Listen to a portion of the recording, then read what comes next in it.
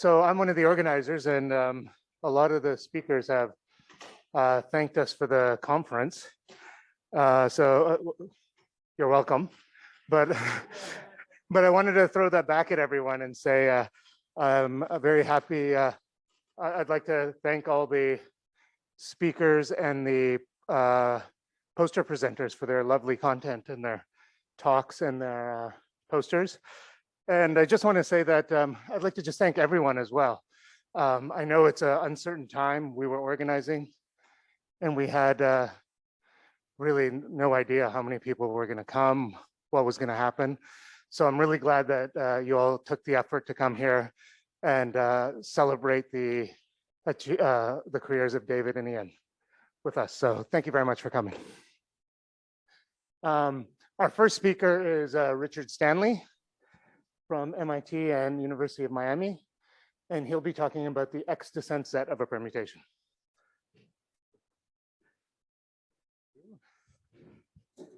Get rid of this. So the X-descent set of a permutation is a generalization of the ordinary descent set. So let me review that definition. We have a permutation A1, A2 up to AN, and the symmetric group Sn, just written as a word. And the descent set of W, des W, is a set of all indexes I for which AI is greater than AI plus 1. Okay, so that's the ordinary descent set. And I also am going to need to, when I define the X-descent set, I'm going to be looking at some generating function for permutations according to their X-descent set. And like the marker for the set S, a subset of 1 up to n minus 1, will be the fundamental quasi-symmetric function Fs. So the number n is understood. S is some subset of 1 up to n minus 1. And most of you know the definition of Fs as the sum over all weakly increasing sequences of positive integers. And the elements of J of S tell us where there's a strict increase at the jth position.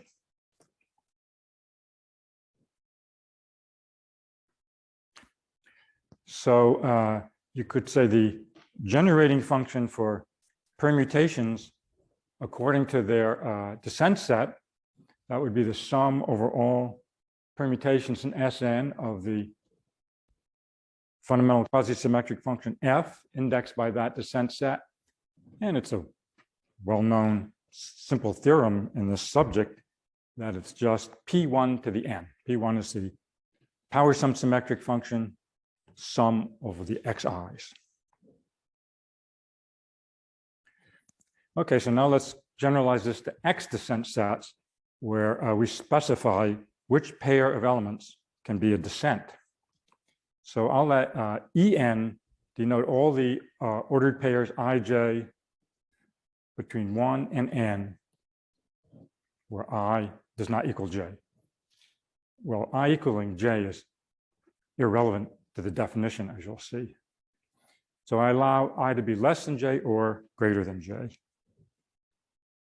An X-descent of a permutation W is some index I for which AI plus 1 is in X. X is a subset of these pairs ij. That's the definition of an X-descent. And of course, the X-descent set, X des W, is the set of X-descents.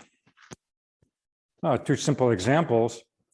If we pick X to be all pairs ij for which I is greater than j, then we're just going to get ordinary descents. You know, we're counting a descent, any pair for which the first coordinate is greater than the second, ordinary descent. Or we're allowed to have both ij and ji as descents to be everything. well, every X-descent, so the X-descent set for any W is just 1 up to n, the set 1 up to n minus 1. Okay, so now we'll, just like we looked at the generating function for ordinary descents, we can do the same thing for X-descents. So I'll define Ux to be the sum over all permutations in Sn of the fundamental quasi-symmetric function indexed by the X-descent set of W. Because these quasi-symmetric functions Fs are linearly independent. So this is Ux contains the information how many permutations in Sn have a given X-descent set, S, for all S. Here's a little example. I'll take X, well, I'm taking N to be 3. X are these 4 pairs, 1, 3, 2, 1, 3, 1, and 3, 2. These are the, wrong button.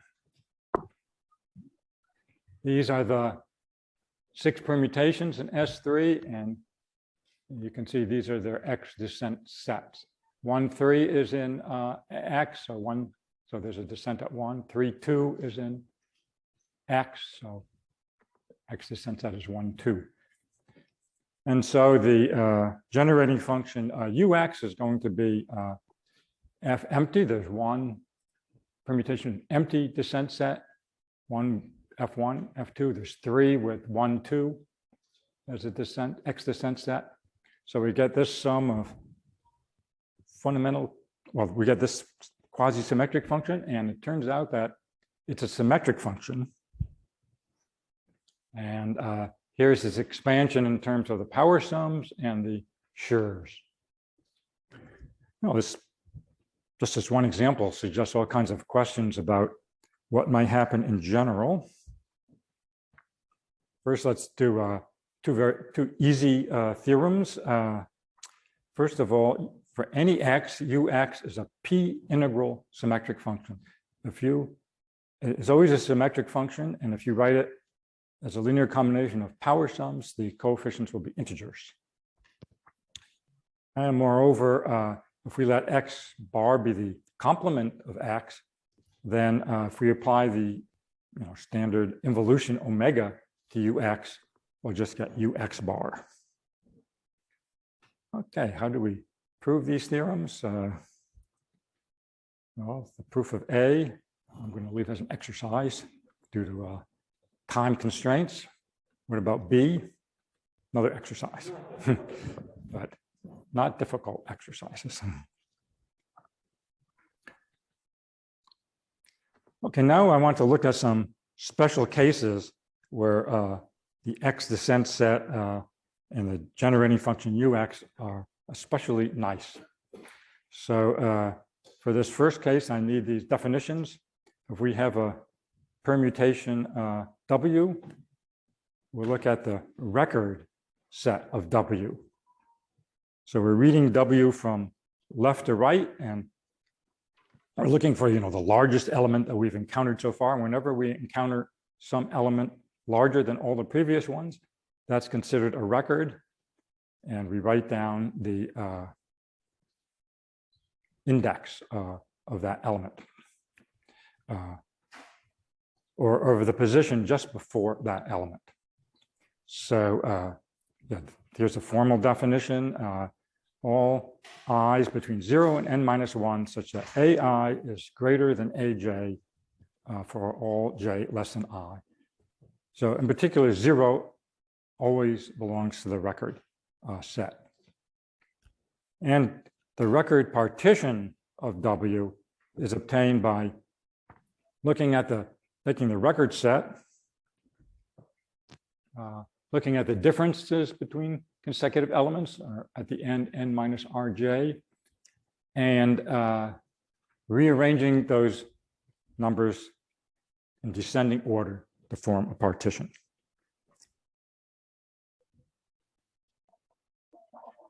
And here's a nice theorem about the generating function Ux in the special case that if ij is an x, then I is greater than j. So every x descent is an ordinary descent. That's the condition. Then, in fact, ux is a p positive, and we can write down this nice explicit formula. The sum over all partitions in Sn whose x descent set is empty, the power sum symmetric function indexed by the record partition of W. So we see in this case, ux is p positive. The example I gave previously was not p positive. So you can see this was a conjecture which I made that was proved by Ira Gessel. So here's an example.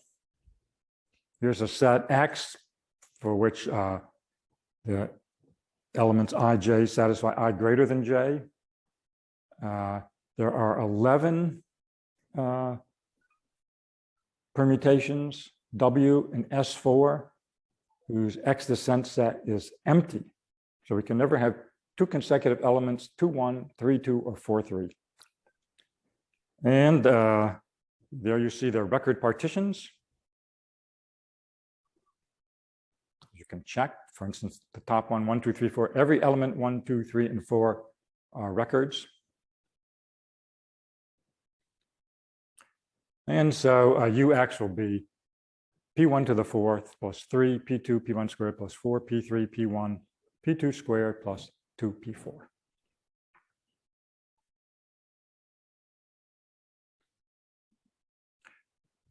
Okay, now I would also like to point out, for those who are familiar with chromatic symmetric functions, that there's some connection with chromatic symmetric functions, and that gives you information about these generating functions ux in that situation. So let P be a partial ordering of 1 up to n. And it doesn't have to respect the ordering of integers, just any partial ordering. Yp will be the comparable pairs in the partial order, the set of all ij for which I is greater than j in P. Inc P is the incomparability graph of P, so the vertex set is 1 up to n, and the edges are I and j are edges. I and j form the vertices of an edge if I is incomparable to j in P. Xg will denote the chromatic symmetric function of the graph G.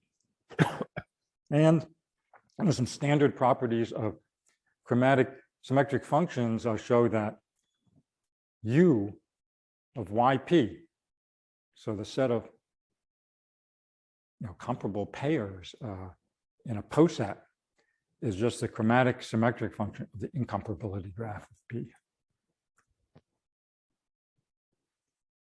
Now, these chromatic symmetric functions of incomparability graphs, they include the 3+1 avoiding posets, which there's a well-known conjecture about being E positive. So that comes, in this area of X-descent sets. Well, what about S positivity, sure positivity? I don't have too much to say about that. I mean, there are certainly cases where chromatic symmetric functions of incomparability graphs are known to be sure positive. But other than that, I don't have any really good general classes, even conjecturally, where ux might be sure positive. But here's one special case that works out really nicely. Let x just be 2, 1, 3, 2, up to n minus 1. So in our permutation, we're not allowing an element to be followed by I to be followed by I minus 1. So, well, in the literature, if if we have in a permutation I followed by I plus 1, that's called a succession. And permutations without successions are called succession free. Well, I've reversed I plus 1 to I plus 1 and I just to be more consistent with what I've been doing before. But let's call these permutations reverse succession free if their X-descent set is empty. So they have no term I plus 1 followed by I.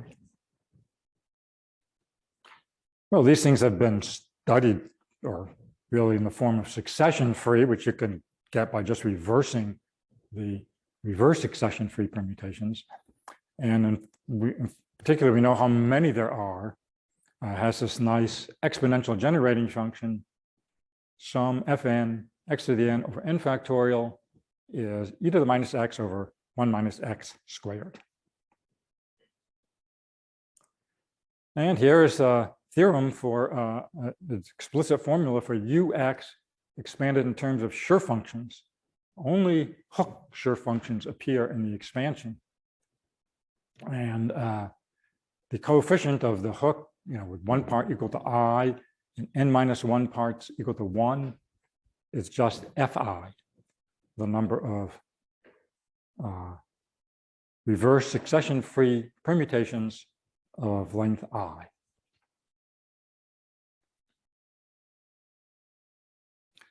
Well, here's an example of what it looks like for n equals 4. There's 11 permutations in S4 that are reverse succession free, 3 in S3, 1 in S2, and 1 in S1. Now I can say something about the proof of this. So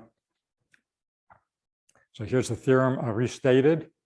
And what we're going to do is, for every S subset of 1 up to n minus 1, take the coefficient of the quasi-symmetric function fs on both sides.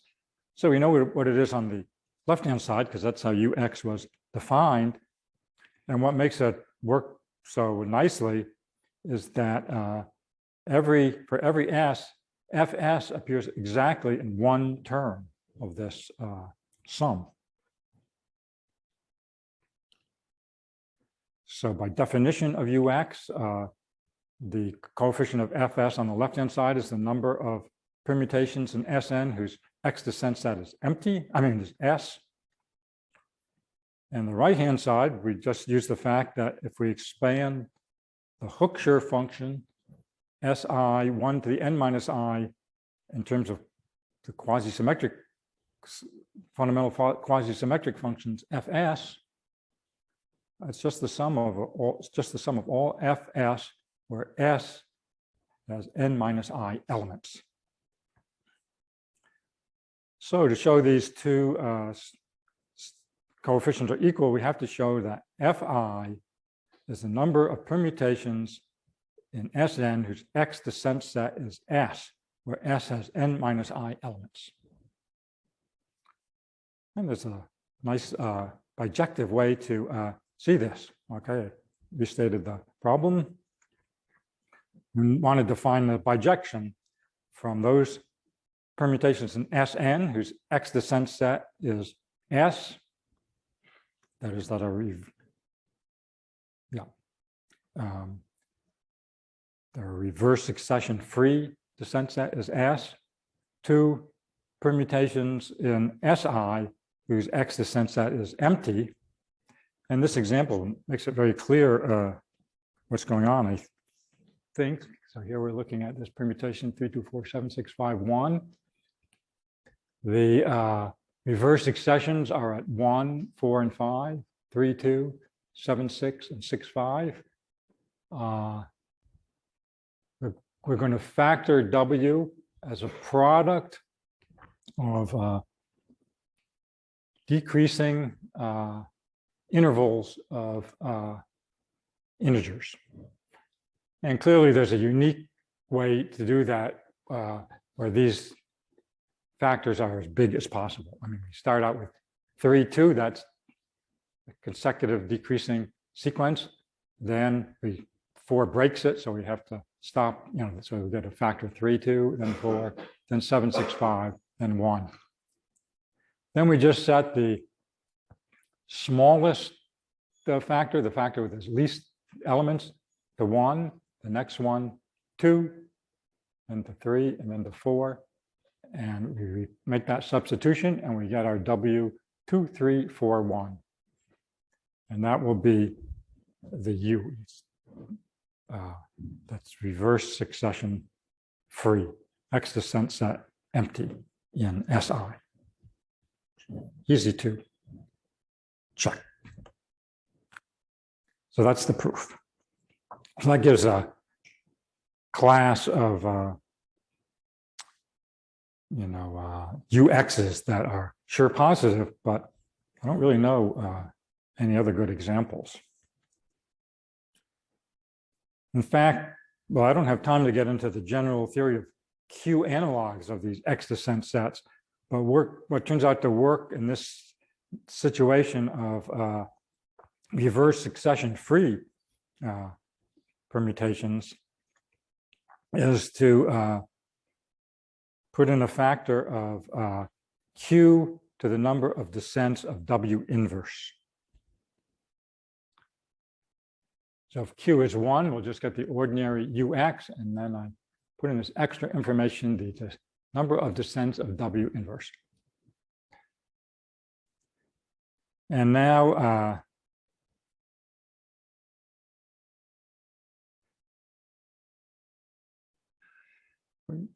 we can define FNQ, a direct generalization of FN. FN was the number of permutations in SN with empty X-descent set.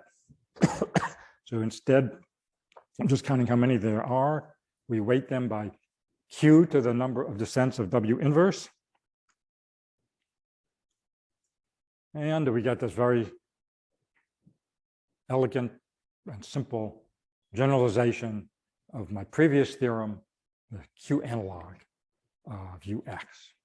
Now Fi gets replaced by FIQ, and there's this extra factor of Q to the n minus I. The proof is essentially the same. Just have to keep track of more information. Okay, now I'll discuss a little bit more about another interesting class of X's. And this is most conveniently done using the language of directed graphs. And this sort of approach to X-descent sets is due to Dari-Grinberg. So we can just think of X as a digraph. If ij is an X, then we have an edge from I to j.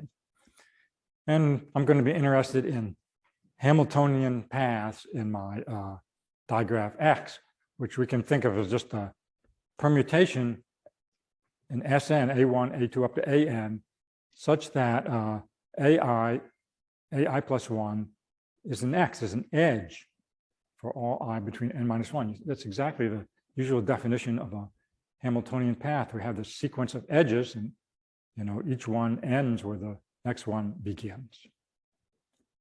But you can see this really suggests X-descent sets should come into the picture, because we have these permutations where we're specifying certain pairs, AI plus 1, just have to be consecutive terms. So Ham X will be the number of Hamiltonian paths in X. If UX, if we expand it in terms of power sum symmetric functions, and the coefficient of P lambda is C lambda, well, it's a simple observation, although I don't have time to go into the proof. But the number of Hamiltonian paths in X is just the sum of epsilon lambda C lambda. Well, there's a cursor or something. Bad place. Yeah. epsilon lambda, c lambda. Epsilon lambda is the usual, sine function. 1 if lambda has a even number of even parts, and -1 if it has an odd number of even parts. And the number of Hamiltonian paths of x bar, the complement of x, is a sum of the c lambdas, like some of the coefficients of p lambda. Of course, if you know the first equality, ham x, and then remember, if you apply omega to ux, you get ux bar. So the second one is an immediate consequence of that result.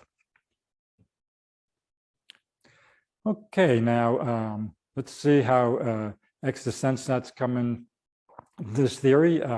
Tomescu in 1985 proved this theorem for any digraph x, the number of Hamiltonian paths in x is congruent to the number in x bar, the complement, edge complement of x mod 2.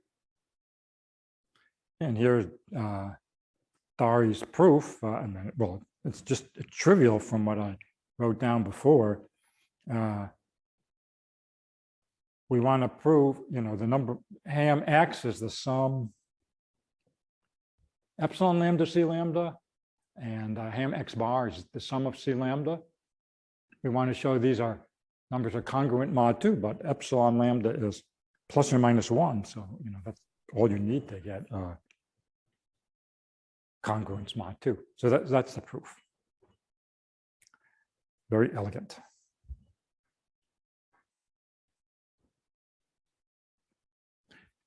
Now, another class of x's, or in this case, of digraphs that give interesting ux's are tournaments. So let's say we have a digraph with vertex set 1 up to n, and the tournament would be a digraph with such that for every 2 distinct vertices I and j, there's exactly one edge from I to j, either from I to j, or one edge between I and j, either from I to j or from j to I.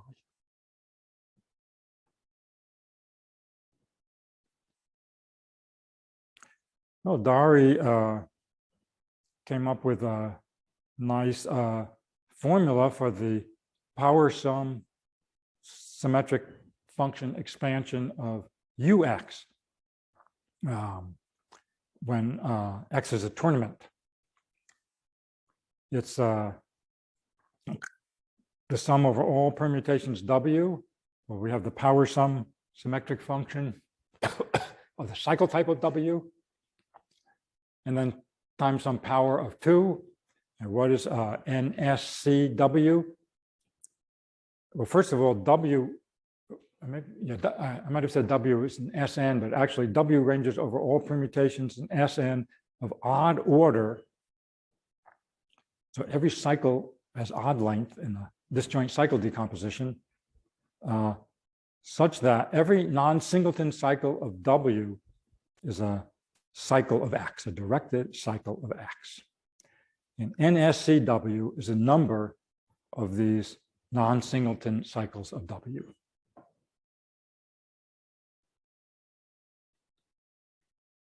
Now, actually, Dari has a generalization of this formula for any X, not just for tournaments, but it's more complicated and it has alternating signs. That's not so elegant. So I'll just state this special case.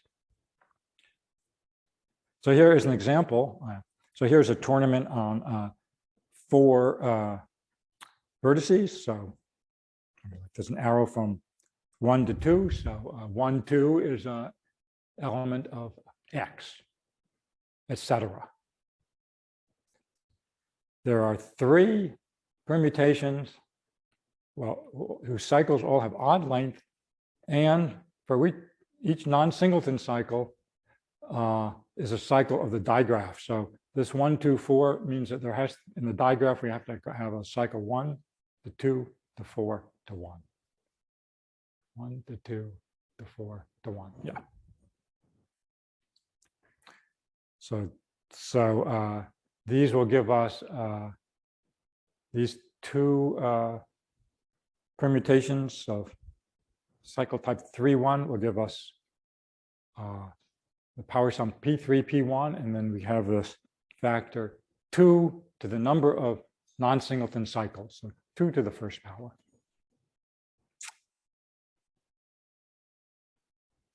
Add them up and we'll get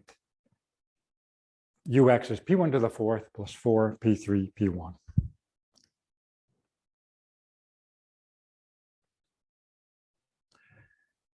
Okay, well, there's a nice application to Hamiltonian paths of this formula of Dari. So remember, if ux has a expansion sum C lambda P lambda in terms of power sums, then the number of Hamiltonian paths is some epsilon lambda C lambda. And I've restated Dari's theorem here. And so just plugging in this observation on ham x into this expression for ux, we see that the number of Hamiltonian paths of x is a sum over w, these special permutations of odd order, whose cycles are cycles of the graph x, 2 to the number of these non-singleton cycles of w.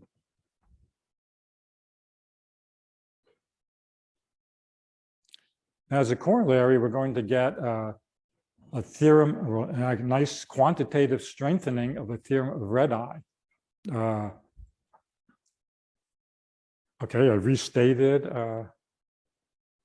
this result, this formula of Dari for the number of Hamiltonian cycles of a tournament. Now, for any x, it's easy to see that C1 to the n is 1. The coefficient of P1 to the n is 1. Because just look at the square free term, look at the coefficient of x1, x2, x3 up to xn in the expansion of ux in terms of quasi-symmetric functions. Every fundamental quasi-symmetric function, fs, has a coefficient of x1, x2 up to xn equal to 1. And so we have n factorial of these. And in the power sum symmetric function P1 to the n, we get the same coefficient. So coefficient of, so C1 to the n is 1 for all x. And so we get, as a corollary, this theorem of Rédei from 1934. Every tournament has an odd number of Hamiltonian paths. Because right, when W is the identity in this sum, we'll get 1.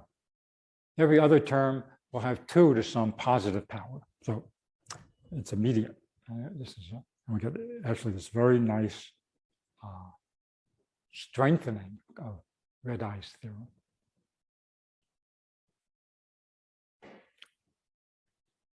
Okay, I think that will conclude my talk, except I would like to congratulate David and Ian for their 90 years of insight that has inspired all of us to greater heights in the numerative combinatorics. I'll just mention where this image came from. It was created by this AI system called DAL-E. You just described to it what kind of image properties you would like a 90th geometric birthday cake, and it draws it for you. Yeah, very impressive. Okay, so I'll stop here. Thank you.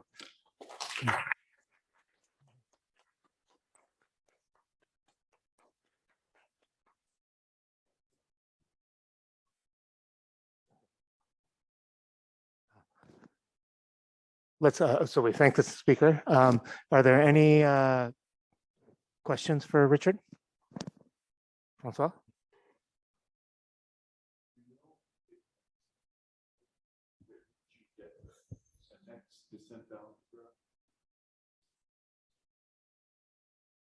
Oh, an X-descent algebra. Yeah, so Francois asked if there's some X for which you get something like that. X-descent algebra. I don't know. I don't know. Good question. Valentin?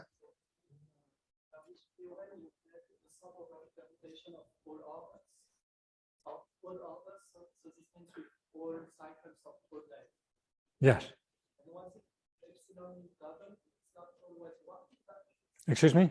So sine epsilon w is not always 1.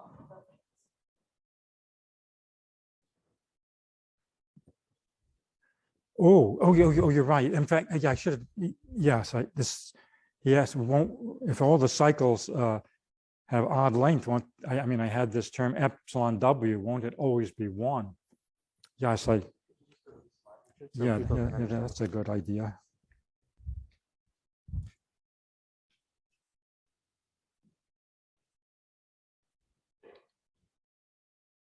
Yeah, so like in this sum, W has odd order. Yeah, so it's true. Yeah, epsilon W will be 1. And in fact, Dari, I mean, it follows from this theorem that also that UX belongs to the polynomial ring generated by P1, the power sum symmetric function P1, and then twice P3, twice P5, twice P7, etc. And so in particular, it's always a linear combination of power sums with indexed by partitions into odd parts, and maybe these kinds of symmetric functions occur in other contexts, like the Schur's P and Q functions have this property, and you could expand these UX's when X is a tournament as a linear combination of Schur's P functions, for instance. But I don't know what you can say about. I mean, since it's not always these UX's for tournaments need not be Schur positive. And Schur's P functions are Schur positive. So the expansion in terms of P functions will not in general have positive coefficients. And I don't know what more you can say about them, but maybe they still have some nice combinatorial significance.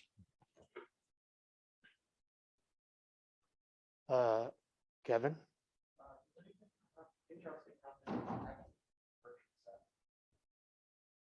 With inversion. Oh, yes, but does anything interesting happen but you also consider the inversion sets, like an inversion set, of a permutation. Well, of course, that would be the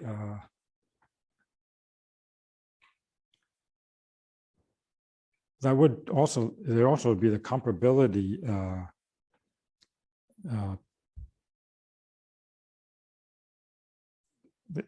you can make them the comparable elements of some poset. So it would be a chromatic symmetric function.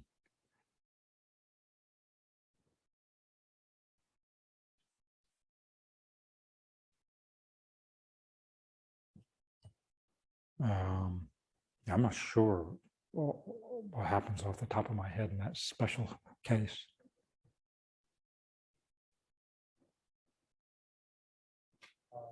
Sorry,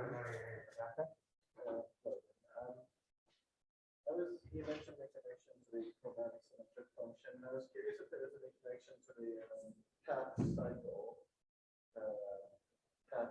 symmetric function, since there's this chromatic symmetric function and this